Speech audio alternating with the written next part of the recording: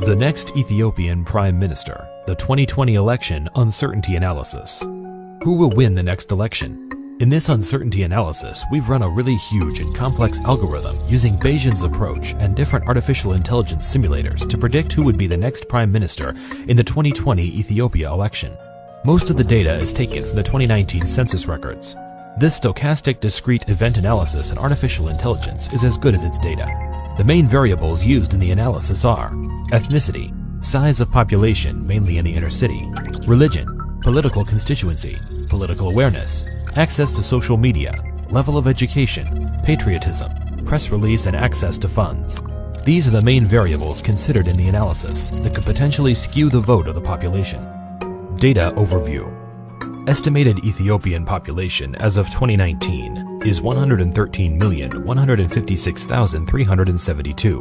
Demographics: Oromo 43.8%, Amhara 21.2%, Somali 6.2%, Tigray 5.1%, Sidama 4%, Gurage 2.5%, Wileta 2.3%, Afar 1.7%, Hadia 1.7%, Gamo 1.5%, Harari and others, including Ago and Kamant 10%. Religion: 43% of the population are Muslims, 37% of the population are Orthodox Christians, and the remaining 20% are Catholic, Protestants, Wakefeta, and others. Population by major city and surrounding areas.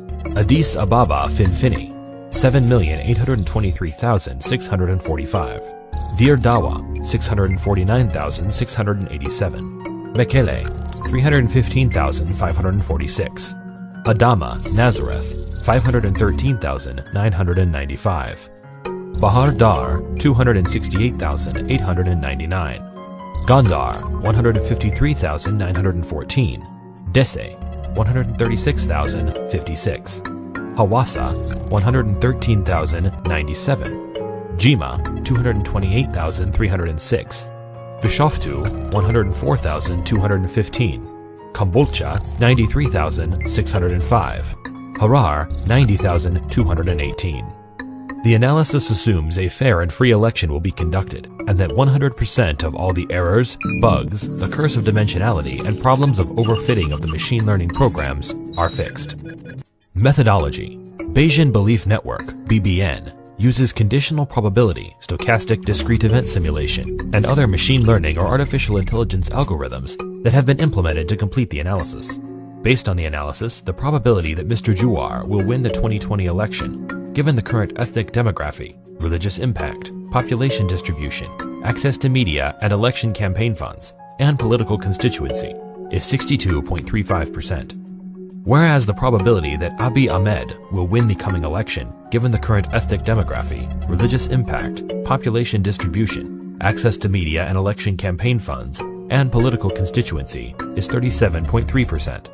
Based on the interviews we had from a sample population, over 90% of the Oromo, Somali, Sidama, Agu, Kamant, Southern Nation and nationalities, Afar, and Tigran's population, and many more, regardless of religious background, will vote for Juwar's approach of ethnic federalism, whereas over 90% of the Amhara population, predominantly Orthodox Christians and a few Oromos along the line, will vote for Dr. Abiy Ahmed. The sample interview datas are within 95% confidence interval of the given mean population. Yet our research indicates that the skewedness of this probabilistic result will be highly affected by the so-called second charter cities of the country, like Dir Dawa, which is a heavily populated city with predominantly Oromo and Somali, and few Amhara in the inner city next to Addis Ababa, Finfini.